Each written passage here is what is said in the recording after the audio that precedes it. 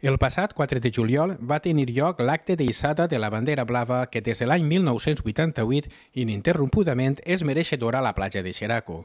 Una bandera que onejarà durant tot l'any com un certificat de que la nostra platja compleix amb la qualitat de les aules de bany, d'informació i educació ambiental, gestió ambiental i seguretat i serveis i instal·lacions que exigeix la Fundació Europea d'Educació Ambiental a les nostres platges i ports. L'acte va començar amb un passacarrer per la banda de música de Xeraco. Tot seguit, la regidora de Turisme, Mari Carmen Boluda, i Francesc Serralta, alcalde de Xeraco, van intervenir en els parlaments que van donar pas a la hissada de la bandera blava.